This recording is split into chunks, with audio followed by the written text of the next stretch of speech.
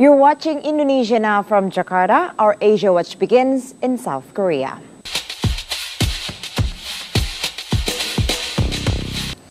The South Korean court on Tuesday handed a 36-year prison sentence to the captain of the sunken ferry Sewol for gross negligence. But Lee Jun-suk was acquitted from a homicide charge asked by the prosecutors. His chief engineer got 30 years, while 13 other crew members were sentenced to up to 20 years in prison. Prosecutors and the crew members have 1 week to appeal. South Korean officials said earlier on Tuesday that they have ended the search for 9 still missing passengers on the request of the victims' families. At least 57 people were killed in a collision between a passenger bus and a truck on a highway in South Pakistan on Tuesday. Authorities say the accident was most likely caused by heavy fog. The bus had left Swat Valley and was en route to the southern port city of Karachi when it collided head-on with the truck. The bus was carrying about 70 people. A local hospital official said 14 women and 8 children are among the fatalities. Deadly road accidents are common in Pakistan due to poor road conditions and disregard of traffic laws.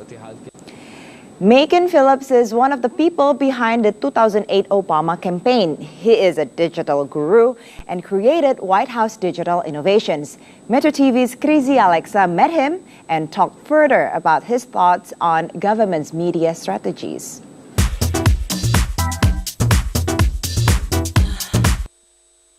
What is the latest developments of social media in the US that you think Indonesia can apply? That's a great question. I think the area that we've seen so much opportunity from and yet a lot of challenges is how institutions like the government can use social media not just to broadcast out messages, but to actually engage in genuine dialogue where we learn from people about the kind of policies, the kind of concerns, the kind of issues they want to address. And that is as much a technological issue as it's a cultural one. And as someone who worked in the White House for 4.5 years, I know it's really challenging. And I think with any transition where you move from a campaign where everyone's using these tools to organize around an election to actually governing, it's really difficult. But it's really important. And as much as we see the president embracing these new technologies, I'm really encouraged to see individuals embracing these technologies at hackathons and all sorts of other events to figure out how they build the kind of tools they're going to make for a more responsive government. But how do you see Indonesia right now from your point of view? Have we developed enough, or are we still far from your country? Well, I think what's really important is that Indonesia sets its own goals for its own development. And certainly in the United States, we have a whole host of challenges, but we're a very different place. And having been through this region, I think it's really important to look at each country in its own map, in its own path. For Indonesia, we are seeing incredible enthusiasm around the idea of good government, transparent government, around the idea of actually expanding economic opportunity to the middle class and growing that middle class and people trying to get into the middle class. Those are universal values. Those are things that Americans believe in as well. And we certainly want to make sure that we do everything we can to help Indonesia be successful. How do you see the phenomenon, the numbers of people using Twitter and Facebook in Indonesia? Well, it's certainly exciting to see so many people using these technologies, but these technologies are really just a tool. These technologies allow people to express themselves. They allow people who work in the government or other institutions to express themselves, but also hear from people. And ultimately, it's how you choose to use these tools, what you choose to build with them. And so we'll see people use these tools to spread disinformation, to move messages that are mean-spirited or counterproductive. But we also see these tools used to inspire people, to make people excited about entrepreneurship, to connect them with resources they wouldn't have ever been able to connect with before. So it could go both ways. Ultimately, it's about how individuals will choose to use them. And our new administration, they are planning to apply e-government for every aspect. And including reforming the bureaucracy. It means that we're going to use the internet to the maximum. Yes. Do you have any advice for us? That we're Yeah, I new? do. I do actually. It's really funny. I became part of the government a little over 5 years ago. I worked on Barack Obama's presidential campaign in 2008, and we won. Obviously. It was a really great time. And the next morning, I woke up and launched the first .gov website I ever was involved in. And we began the difficult process of transitioning from political campaigns to governing. And I think there's many lessons that I took away from that. But one is that governing's really hard. Governing's really hard compared to running a campaign. At the time, being involved in a political campaign feels super challenging. Believe me, there were long days.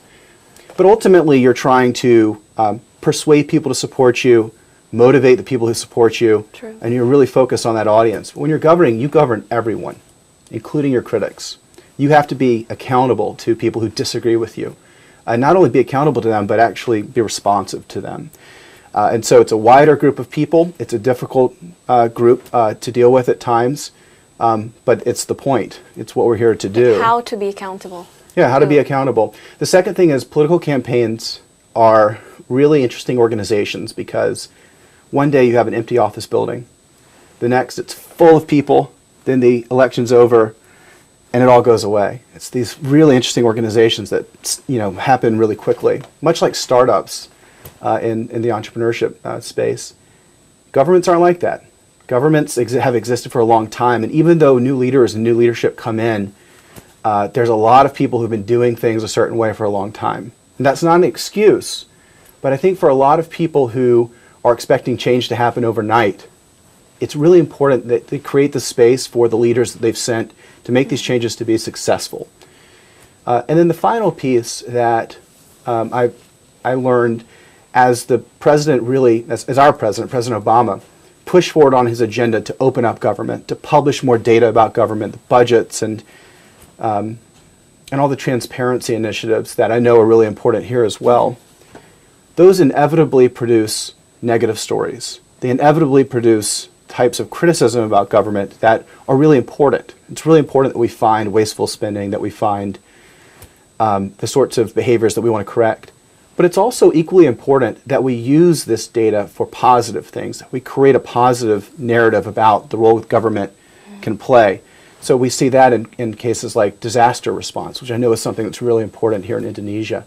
So I'd encourage people, as they're looking at the kinds of open government initiatives that they'll see play out, they don't view them simply as a way to criticize government, but they also look at them as an opportunity to build new things and to be part of something really positive.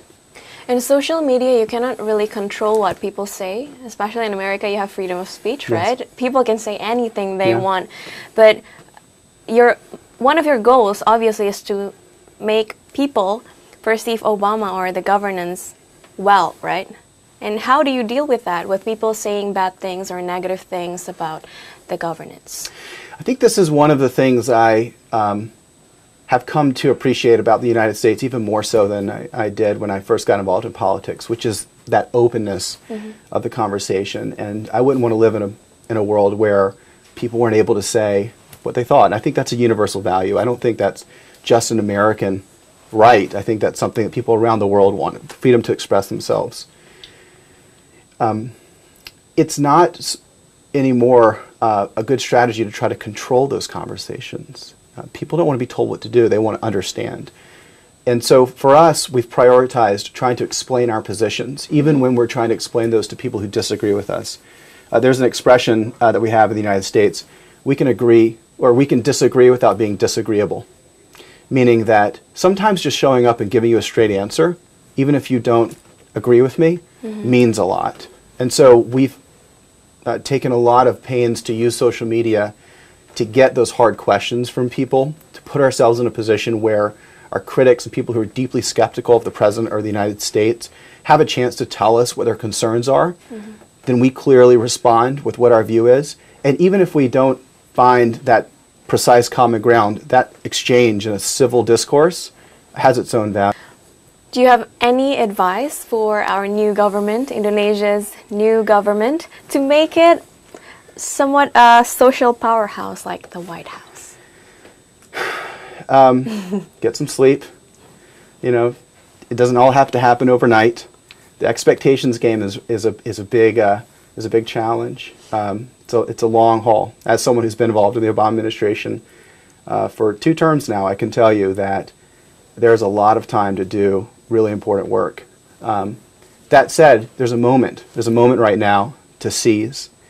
And as much as anyone who's now in a position of power wants to communicate out, to really inspire and get a message out, it's imperative in any country now, the United States, Indonesia, anywhere around the world, that leaders recognize that in an age of social media, there's as much of an opportunity to listen and understand and collaborate as there is to persuade and inform. And so finding that balance of both leading but also paying attention and understanding is really important to keep front of mind. Macon Phillips also worked with the late Senator Ted Kennedy before campaigning for Obama. More Indonesia now shortly, including a book community for children in East Jakarta. And we trekked to a crater lake in East Java.